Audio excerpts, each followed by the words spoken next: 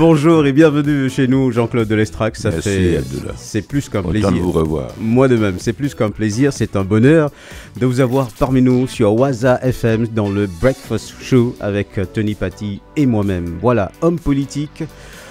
Avant cela, journaliste, devenu écrivain, ministre, diplomate, secrétaire général de la COI et il y a encore beaucoup à dire.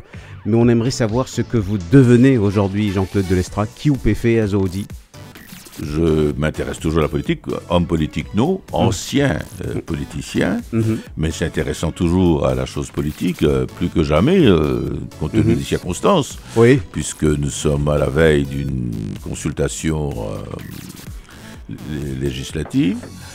Mais bon, je suis encore, comme vous le dites, actif. Bon, je siège au sein d'un certain nombre de conseils d'administration dans le Centre financier international, ici même. À Eben, oui. À Eben, pas loin. Je suis aussi le président d'un conseil d'administration d'une société nationale. Je passe le plus clair de mon temps, cela dit, à lire et à écrire. En ce moment, un dernier livre. Je suis aussi dans un circuit de conférences. Je reviens de Rodrigue la semaine dernière où s'est tenue la conférence, la 8e édition de l'université rurale de l'océan Indien. Je fais une conférence dans 15 jours sur la question des terres qui m'a interpellé. Oui. Et ensuite, le lendemain, une conférence à l'intention des jeunes votants, ceux qui votent pour la première fois. C'est une conférence organisée par l'ambassade américaine. Et puis, en principe, au mois d'octobre, je serai à Paris pour une conférence organisée à l'occasion du tricentenaire de la naissance de Pierre Poivre, qui a énormément contribué au développement de Maurice. On parle beaucoup de la Bourdonnais, mais on pourrait dire autant de Pierre Poivre. Jean-Claude Delestrac, nous pouvons anticiper dans quelques instants au regard sur le journalisme aujourd'hui. La presse complètement bouleversée avec l'avènement du numérique. Nous bouguons au regard sur la politique, où nous fait que ça et nous sentons qu'il y a encore cette passion de la politique, mais aussi sur notre société. Et maintenant, au Pays nous peut faire une conférence régulièrement sur des thèmes de notre temps, mais aussi du passé. Alors, Pierre Poivre, est-ce que nous, les Mauriciens, nous pouvons l'occasion suivre vos conférences dans pas longtemps parce que vous êtes invités ailleurs, mais nous, les Mauriciens, on n'en profite pas. Qui fait ça? Non, moi, je connais qu'il y a un certain nombre de manifestations ici même. Oui, en août. L'ambassade de France à Maurice organise apparemment un certain nombre de manifestations. Et la Société d'Histoire travaille aussi sur une manifestation. Il y a des journaux aussi, d'ailleurs, qui m'ont déjà sollicité pour faire des papiers sur le sujet. Donc, je crois que ce sera célébré ici. Et d'ailleurs, la conférence de Pierre Poivre à Paris, à l'Institut des hautes études d'Outre-mer, pour une participation de Maurice aussi, l'ambassadeur de Maurice à Paris, il participe. Mais ça, c'est au mois d'octobre. Mon parcours, même si est qu'il m'a pas capable d'être présent à Paris, parce que j'ai des inquiétudes et il y a un problème qui fait qu'il est possible qu'il m'a finalement pas faire ce déplacement-là.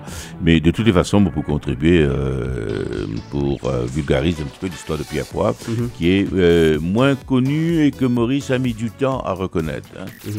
Jean-Claude Delestrac, toujours de grands travaux intellectuels, mais nous connaissons l'époque bouleversée avec l'avènement du numérique. Bon, pas croire où elle est en fait selfie ou? Moi, je suis ça de près, mais c'est pas ma tasse de thé. Facebook, Instagram, tout ça, Twitter, c'est pas trop. C'est pas trop, mais évidemment, on ne peut pas vivre sans ça aujourd'hui. C'est comme essayer de vivre sans respirer. Et donc, mais je m'inquiète beaucoup par cette tyrannie du numérique, du Facebook, où il y a à boire et à manger, et en tout cas beaucoup à rejeter.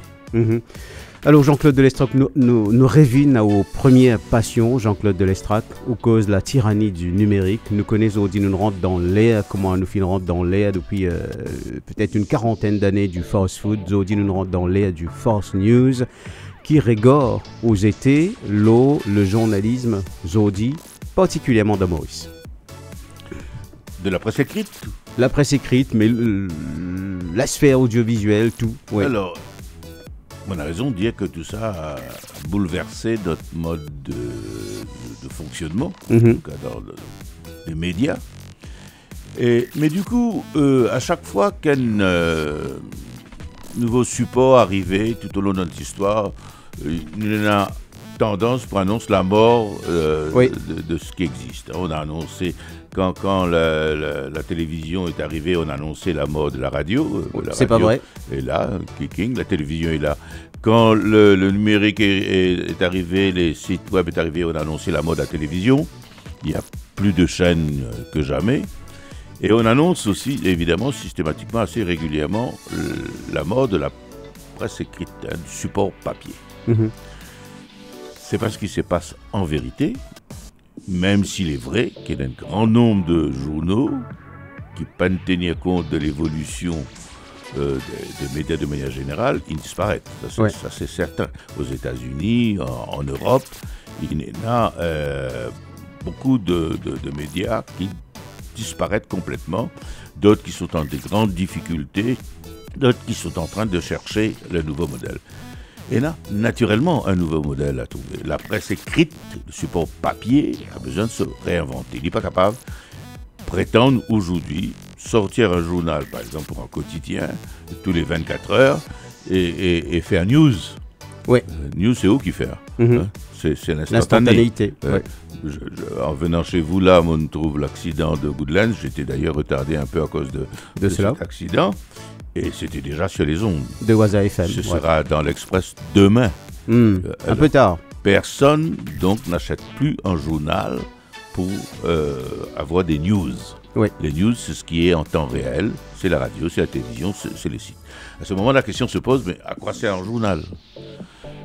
Essentiellement, les journaux qui vont survivre, qui vont faire face à la crise, qui vont se réinventer, sont des journaux qui vont nous communiquer des views. Il y a très longtemps, un journal britannique avait présenté ça de la manière suivante. Les newspapers sont morts, vivent les viewspapers. Malheureusement, je ne suis pas sûr que tous nos journaux ici, tous nos journaux de support papier, ont intégré cette réalité-là. Je vois que un certain nombre d'entre eux persistent à vouloir faire des news, à être en compétition avec les réseaux sociaux, avec les radios, et même vous êtes menacés par les réseaux sociaux, parce que peut-être avant même que vous ayez annoncé cette nouvelle, c'était déjà sur Facebook, avec peut-être photos, avec vidéos, etc. Donc c'est une autre manière de faire du journalisme. Alors, je souhaiterais, moi, que les journaux support papier soient complémentaires, qu'ils ne disparaissent pas, certainement pas, soient complémentaires à ce que ceux qui font de l'information en temps réel et qui sont imbattables aujourd'hui sur ce plan-là le fassent. Donc, j'aimerais aussi que les radios le fassent également. Certains le font. Je vois des éditoriaux, des fois, sur les radios, c'est excellent. Mais la presse écrite ne peut espérer traverser cette crise parce que c'en est une, et ça menace la vitalité financière des journaux. Le lectorat est en baisse. Oui. Aujourd'hui, à Maurice, il y a à peu près 50% moins de lecteurs, tout titre confondu. Mais Jean-Claude Delestrac de Gutenberg à Zuckerberg, il finit dans un bouleversement du tout au tout. À un moment donné, nous nous rappelle quand nous étions encore l'école, l'université, nous cause les mass médias, aujourd'hui nous cause de la masse des médias, une explosion médiatique en même temps. Alors vous dites-nous qui besoin faire views, mais en même temps, quand nous guettons l'évolution des médias dans Maurice, nous payons de moins en moins, trouve ça va une plume qui fait autorité, notamment dans ce qu'on appelle views, l'opinion, tout ça là. Est-ce que ça aussi, ou fait même lecture qui moi, et cela vous inquiète ou vous... Oui, c'est inquiétant depuis un certain nombre d'années. Sur cette question de mass media, au fait, il y a des médias, mais c'est de moins en moins masse. Absolument. il y a une espèce de démassification au contraire. Étant donné la multiplicité des sources d'information, oui. Radio, journaux, Internet, Facebook. Et ben, le journaliste n'est plus un monopole de l'information aujourd'hui. On fait cause accident de la route. Oui. L'ICA déjà là au Facebook et c'est pas un journaliste qui nous donne l'information là. Oui, attention, mais l'information c'est ce qui a été vérifié, cela dit. Ah, ça c'est autre chose. Il faut un métier. Oui, faut pas monter ça l'expression journaliste citoyen. Le journaliste c'est une profession, on apprend. Et il y a des règles à respecter. C'est pas parce qu'un journaliste postait l'opinion sur Facebook qu'il y a un journaliste citoyen. Il faut faire très attention à ça. Mais il y a un phénomène de démassification. C'est-à-dire on ne s'adresse plus véritablement à la masse. Donc chacun est en train de se battre pour se trouver une niche. Oui, des communautés. Ce qu'on appelle des communautés. Des communautés dans le sens étymologique. C'est vrai. Et ça d'une part. Donc pour revenir à votre question sur l'opinion, alors ça demande notre type de journaliste pour pouvoir émettre une opinion. D'abord il faut une formation, il faut un vécu, il faut de l'expérience. Et je vois certains journaux peupler les salles de rédaction des petits jeunes qui débarquent, etc. Et même donc, certains se mettent à émettre des opinions. Mais forcément, ça ne peut pas avoir la même autorité de ceux qui, dans un autre temps, devenaient éditorialistes. Oui.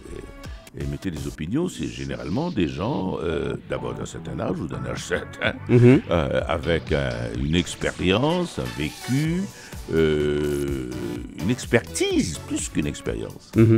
Et ça manque terriblement dans la presse. Je m'inquiète. Là, par exemple, nous allons faire face à une campagne électorale.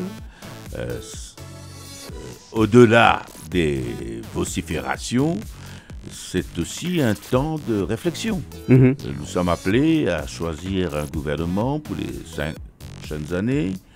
C'est un choix crucial. Absolument. Notre vie en dépend. La qualité de notre vie.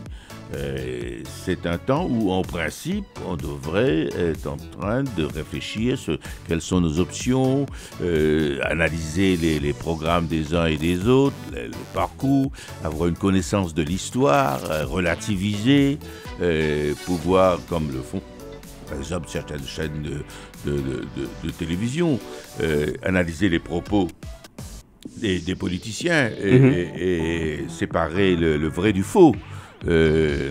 Remettre en perspective, hiérarchiser tout ce flot d'informations qui, en guillemets, souvent, que l'on va sortir pendant ces consultations, quelques mois de campagne. Ces campagnes, oui.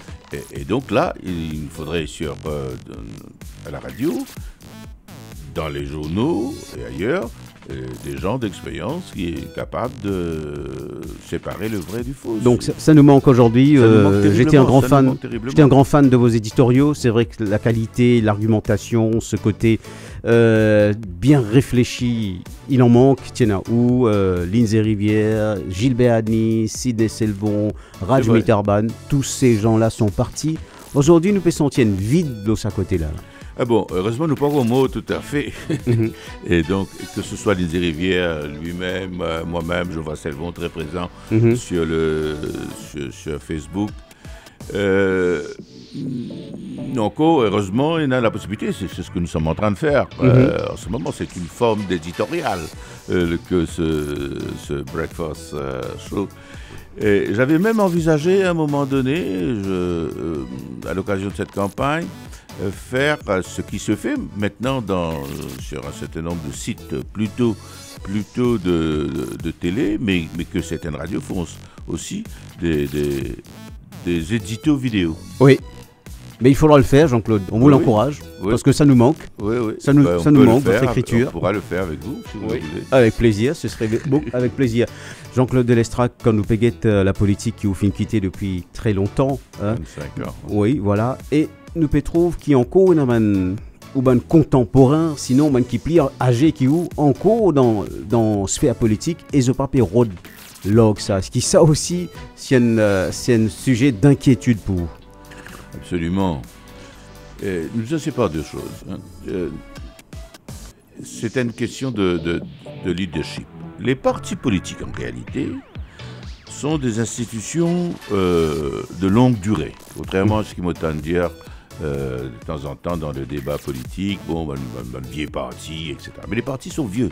Si nous guettons autour de nous dans le monde, tous les partis, la plupart des partis en tout cas, qui sont au pouvoir, sont des partis qui existent depuis 50 ans, même 100 ans, que ce soit. C'est une institution. C'est des institutions. Mm-hmm. En revanche, il faut renouveler le personnel politique et plus particulièrement le leadership.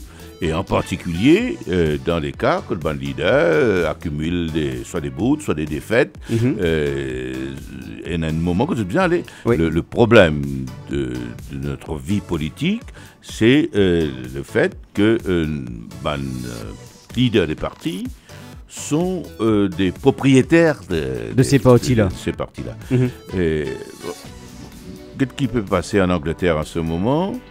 Il y a un problème de leadership. Theresa May est obligée à aller. Et pour se choisir un leader, le parti conservateur consulter ses membres. Oui. Et c'est 150 000 personnes qui peuvent consulter pour choisir, et il y a un choix. Oui. Qui se présente. Ça, c'est parti. Comme autant il y a certaines parties, les partis les plus démocratiques du monde, franchement, exagéré. C'est ridicule. Oui. C'est ridicule. Depuis des années, nous avons les mêmes leaders dans les principaux partis politiques. Oui. Parce qu'en vérité, les membres, d'abord, la plupart de ces partis peuvent une structure. Les cas de membres, il n'existait à un moment donné. Le MMM était effectivement ce type de parti à un moment donné de son histoire dans les années 70. Mais c'est fini, terminé, il n'y a plus de membres. Il y en a des partisans, il y en a des militants. En ce qui concerne le MMM, il y a des bérangistes. Dans le parti travail, il y a les ramgoulamistes. Dans le cas du MSM, c'est la dynastie. Oui. Et donc, ça, c'est un appauvrissement de la vie démocratique, parce qu'à vrai dire, nos leaders nous sont imposés par un droit de propriété, parce qu'ils sont là à un moment donné, ils occupent la première place, ils ont make sure pour éliminer tout le monde qui est capable de faire de l'ombre, ou prétendent jouer le même rôle de leadership. Et ça, c'est la grande faiblesse de notre système démocratique, parce que tout part des partis. Jean-Claude Delestrac, si Zotalé, par exemple, Béranger, Ramgoulam, est-ce qu'ils n'ont pas voulu scène vide? Là, moi, fais-moi un petit peu vous êtes avocat, parce qu'ils nous pas trop derrière aussi une figure qui prend le relais tout de suite. Je me trompe. Parce qu'ils empêchent nous de trouver. Cette bonne figure-là existait certainement au sein des partis. Nul n'a été remplaçable, moins encore les chefs des partis politiques. Mais certainement, il y a au sein des différents partis des jeunes, peut-être pas avec le même vécu, peut-être pas avec la même expérience, bien entendu. Ils n'ont pas encore gagné l'occasion. Mais bien créer de l'espace pour eux. Et un chef de parti, comme un chef d'entreprise, il prépare la succession. Ça se prépare. Oui. Plus encore dans un parti politique, étant donné la complexité du rôle d'un chef de parti. Et en particulier le parti de gouvernement. Où prépare la relève de longtemps en avance. Dans des partis, comme par exemple en Angleterre, les partis d'opposition, d'ailleurs, c'était le cas à une époque, il y avait un shadow minister, quand je disais, moi, avant de devenir ministre des Affaires étrangères, je suis responsable des relations internationales au sein du parti pendant des années. Et Boutine déjà commence à voyager, rencontre les leaders politiques, participe à des conférences partout. C'est pas arrivé du jour au lendemain. Ouais. Il y a une longue préparation. Mais Jean-Claude Delestrac, les élections peuvent venir, élections législatives d'ici 5, 6, 7 mois, ou même plus ou avant. Mais ça va un leader politique là trop tard. Je ne sais pas pour qui je parti. Non. Dans la prochaine élection, je peux là. Mais ce sera l'élection de l'épuration. Vous pensez? Oui, la plupart d'entre eux pour faire cette dernière campagne. Bon, évidemment, le ministre Manteau, il a annoncé qu'il se dernière campagne. Moi, pensé, la probabilité qu'il y ait la dernière campagne de Paul Béranger, la dernière campagne de Navinram Ghulam, très fort. Oui, ne serait-ce que biologiquement.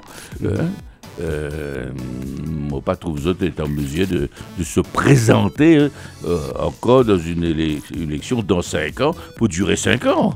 Le temps aura raison de ces hommes, mais Jean-Claude Delestrac, qui fait tout ça, un homme politique là, fin accroche à ce point au pouvoir? Qui est là là-dedans? Vous connaissez, j'ai pas toute l'explication à votre question, mais je regarde ça dans mon propre cas. Qui fait, moi, je suis capable de quitter la politique. Et à un moment donné, je me dis, je m'en vais. Je l'ai annoncé d'ailleurs, dans ma dernière campagne électorale, où je vais être battu, que si je perds cette élection-là, je me retire de la politique. Personne ne peut y croire. Qui fait? Parce que aucun politicien pas quitte la politique. Mais qui fait beaucoup de ces politiciens-là pas quitte la politique? Parce que sans la politique, ils n'ont pas existé. Beaucoup d'entre eux peinent notre métier, peinent notre profession, peinent notre passion. Oui. Je ne me suis pas trouvé du tout dans cette situation. Donc, à tout moment dans la vie politique, plusieurs fois, on réfléchit, est-ce que le moment n'est pas venu pour moi de partir? Mon gamin de conflit, mon gamin de problème. Mais, mon capable gère ça sereinement parce que tu connais que le jour qu'il quitte la politique, je retrouve ma profession. Et je ne suis pas un politicien de carrière. À un moment donné, mon envie participe à la vie de mon pays, passer dans l'action. Après avoir écrit des centaines d'éditoriaux dans lesquels, éditorialiste, il y a il ne faudrait que, etc. J'ai eu envie de l'action. Oui. Plutôt que l'espèce de gestion d'un ministère de la parole, ce que nous sommes souvent les éditorialistes. Mais je savais, from day one, qu'ils ne vont pas vous terminer ma carrière dans la politique. Et c'est pour ça que pendant tout ce temps-là, on fait de la politique de telle manière qu'au lendemain de la vie politique, on retrouve une nouvelle vie et qui ne va pas me perdre ma crédibilité et qui est capable de retourner dans une profession comme le journalisme, dans lequel, si vous retournez, vous avez quand même une certaine crédibilité et qui toute crédibilité peut être finie par des frasques qui malheureusement arrivaient souvent dans la vie de beaucoup de politiciens. Jean-Claude Delestrac, je sais qu'un retour en politique, c'est pas la question qui nous y posait Pozou, mais un retour aux affaires comme un homme qui est capable d'apporter son savoir, ses relations, son réseau, son regard et sa vision stratégique. Est-ce que ça est encore envisageable pour vous dans un rôle ou un autre au niveau de l'État? Oui, ça certainement. Et c'est un peu dommage d'ailleurs que nos pays peinent cette tradition d'utiliser les ressources qui existaient. Nous fonctionnons, voilà, nous déjà un très petit pays, avec des ressources humaines extrêmement limitées. Mais nous avons un mode de gouvernance qui, quand un parti arrive au pouvoir, exclut tous les autres du monde qui pas de son mouvance, pas ceux du monde. Okay? Et il privilégie donc de la compétence, de l'expertise, de richesse talent capable. C'est la manière dont nous fonctionnons et c'est extrêmement dommage et c'est des opportunités ratées. Et donc, comme moi, il y a un certain nombre de personnes qui certainement encore capables de contribuer pour un certain temps, un temps limité. Et ça aussi, nous sommes capables de contribuer, par exemple, à préparer la relève dans un certain nombre de domaines. Mais n'empêche, Jean-Claude Delestrac, même si ça personnel politique de Maurice pas renouvelé comme un bizarre, mais le pays se renouvelle malgré. Alors nous sommes cause de sa difficulté, Maurice, qui pas qu'à renouveler ce personnel politique, et ça il y a un mauvais indicateur. Mais néanmoins, Jean-Claude Delestrac, nous trouvons qu'il y a aussi ce qu'on appelle la permanence de l'État. L'État peut continuer, fait ce travail. Ça aurait pu certainement aller beaucoup plus vite et mieux. Nous trouvons aussi que les affaires peuvent continuer. Maurice peut aussi réinventer malgré ce ban politique, même d'Imoun là depuis des décennies. Mais l'économie, les affaires, et là nous dans Eben, nous trouvons qu'il y a un changement qui peut arriver. Est-ce que vous faites même une lecture qui moi Bien sûr, bien sûr. Alors, il n'est pas tout noir quand nous fait la critique et le personnel politique est le même depuis tant d'années. Le personnel politique étant le même, il débouche à la fin sur la permanence de la stratégie politique et économique. Et ça, c'est une force. Oui. Dans beaucoup de pays, le fait qu'à chaque élection, il y a un bouleversement considérable, un balancement d'un camp à l'autre, de gauche à droite, de droite à gauche, etc., parfois inquiétant, certainement toujours, pas parfois, presque toujours inquiétant pour les investisseurs qui ont besoin de la durée. Dans Maurice, depuis maintenant, allons dire 82, 83, la stratégie économique est la même. Oui. La stratégie économique est la même, c'est parce que d'abord parce qu'on n'a pas beaucoup d'options, même s'il y en a prétendent qu'il y a des alternatives, mais quelles sont-elles? Moi, pas trouvé moi. Qu'est-ce que nous pouvons faire? En revanche, le danger de ça, c'est que ça ne renouvelle pas suffisamment au niveau des idées. Et là, nous un petit peu à une fin de cycle. Nous procèdons au fil des années, et ça a été la force de notre développement économique, en ajoutant de nouveaux piliers et de nouvelles sources de croissance. Nous tenons à Djichik, qui à un moment donné, en 82, représente 85-90% de nos recettes d'exportation. Nous ajoutons, à un moment donné, déjà on annonçait le déclin du sucre, oui. Mais nous pas laissé décliner totalement, mais nous ajoutons un nouveau pilier qui était le tourisme, en gradant le sucre.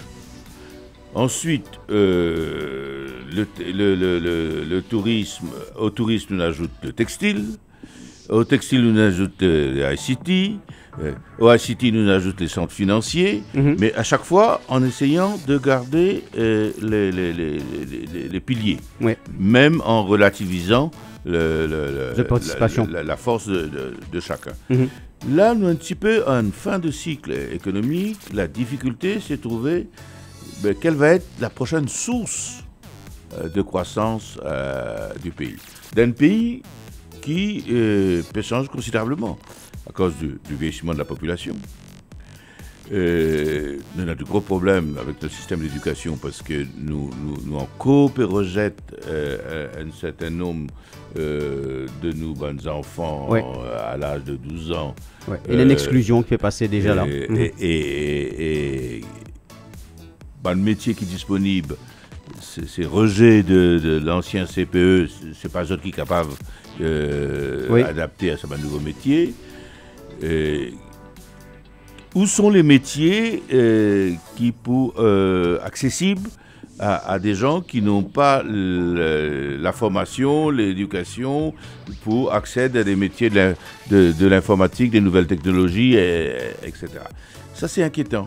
C'est inquiétant, mais ce n'est pas désespérant parce qu'à chaque fois que Maurice il retrouve acculé un peu de cette manière-là, il est là un sursaut. Ok.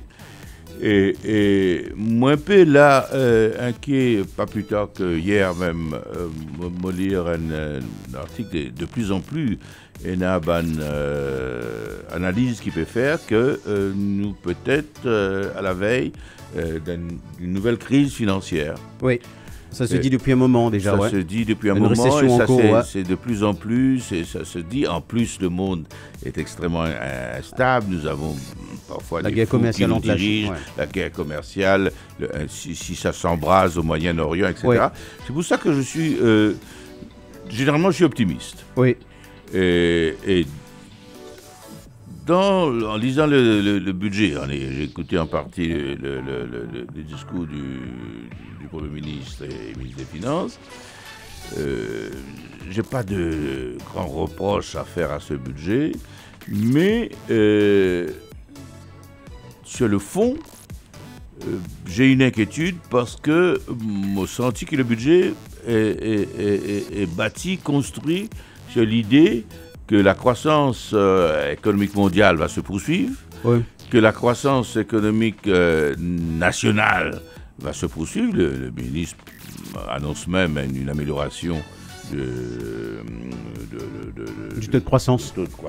Mm-hmm. Alors que les principaux secteurs indiquent un fléchissement, mm-hmm, que j'espère temporaire, mais dans ces conditions-là, il faudrait être extrêmement prudent. Mais ça veut dire, être prudent, ça veut dire quoi? Donc, nous anticipe ce qui vous peut dire une difficulté qui va venir, mais être prudent, Jean-Claude Delestrac, ça veut dire quoi, Zodi, là? Ça veut dire que quand on a une difficulté, quand on a une père de famille, quand on a un certain nombre de contraintes de dépenses, vous êtes bien avant de dépenser, vous passez de casse, vous n'avez ni, vous réfléchissez bien le bon choix. En moment de pleine croissance, ça permet de faire certaines erreurs, et puis vous rebondir sur vos pieds. Mm-hmm. Dans un moment de difficulté et croissance, une erreur capable coûte cher. Ça coûte cher à la population.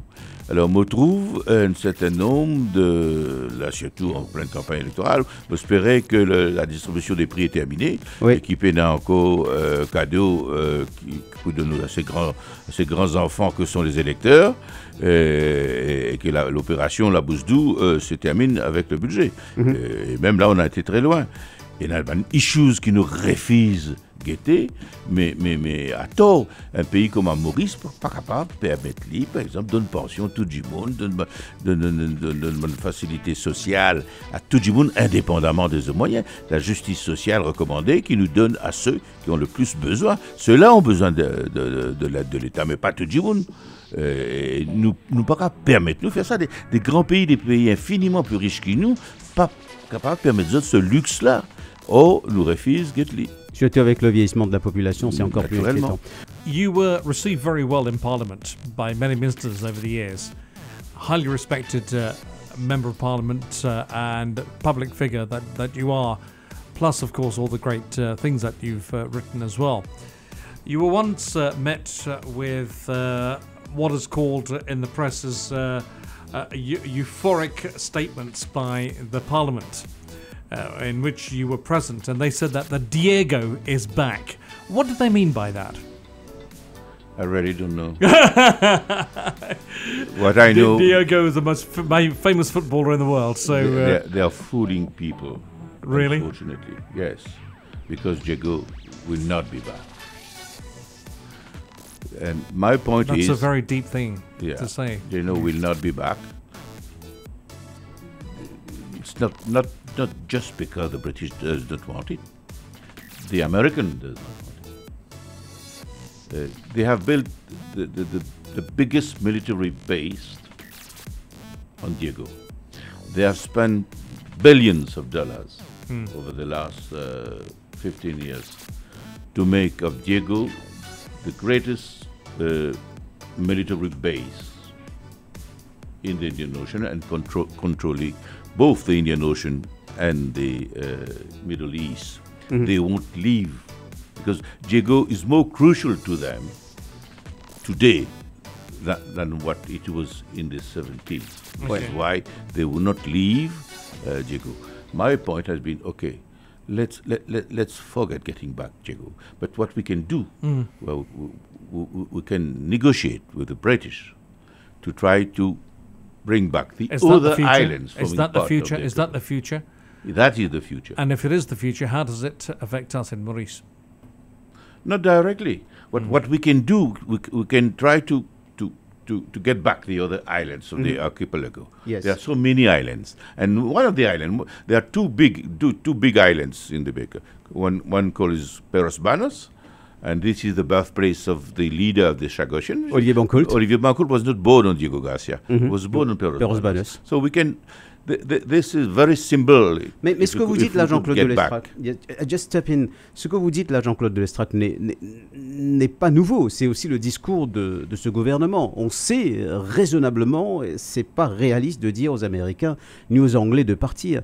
C'est qui gouvernement dire au moins reconnaître nous souveraineté. Et là, l'ONU a donné raison. Non, il y a une raison pour ça. Je l'ai expliqué dans un livre. J'ai eu accès à tous les documents, 3600 documents, que j'ai rapatriés de Londres au moment de l'excision de Diego Garcia. Et vous vous rappelez sans doute, j'étais aussi le chairman du Select Committee on the Excision of Diego Garcia in 1983.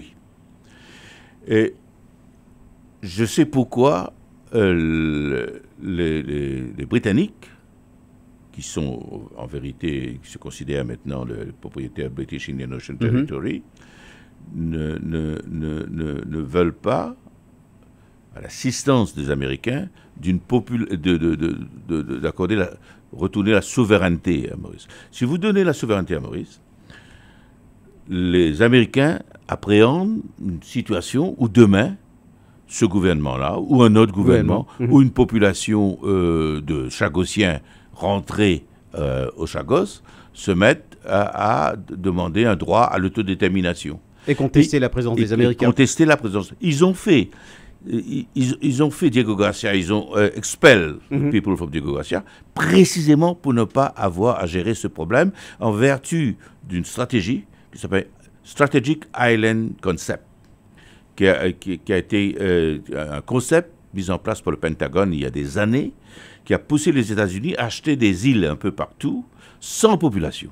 Oui, précisément pour ne pas avoir à gérer des problèmes politiques dans une base militaire. Parce qu'ils ont eu énormément des problèmes politiques, y compris encore aujourd'hui, par exemple, à Chypre, où ils ont une base militaire, où en permanence, ils sont menacés, on envisagerait de les faire partir, de rompre les contrats qui existent, etc. Ils ne veulent pas de ça. Et donc, Diego Garcia, à mon avis, on peut mettre une croix là-dessus. Mais en revanche, il est clair que les Américains ni les Britanniques n'ont besoin des autres îles. Ils avaient pris les autres îles à l'époque par précaution. Okay? Maintenant, la preuve est faite que ces autres îles ne sont d'aucune utilité militaire. Pourraient être récupérées par Maurice. Et d'ailleurs, il y a un précédent. En 1976, les Britanniques ont accepté de rétrocéder 3 des autres îles qui faisaient partie du British Indian Ocean Territory aux Seychelles. Aldabra, Farquhar et des Roches ont été retournés aux Seychelles. Mon point, c'est de dire, appuyons-nous sur ce précédent, entamons une négociation avec les Britanniques. Nous avons maintenant épuisé tous les recours possibles. La Cour internationale de justice, ok, nous avons eu une victoire politique, diplomatique, mais stérile, parce que ça ne nous amène à rien. Nous avons une condamnation, une nouvelle condamnation de l'Assemblée générale, toujours rien. On a annoncé que dans 6 mois, nous serons à Chagos. Nous verrons dans 6 mois. C'est un grand événement qui peut arriver là dans 3 semaines. Comment on peut préparer ou pousser à l'événement-là et qui ça a apporté pour Maurice rapidement? J'espère que c'est un succès, mais je suis quand même un peu inquiet étant donné qu'il nous peut rendre dans une campagne électorale, que ça refroidit un peu une partie de la population. J'espère que la communication, qui pour l'instant est pas mal, faire qui a un sentiment que c'est politisé, que ça rentre dans le cadre de la campagne électorale, etc., dans lequel cas, ça risquait de refroidir une partie du public. Mais je souhaite plein succès à nos athlètes, en tout cas.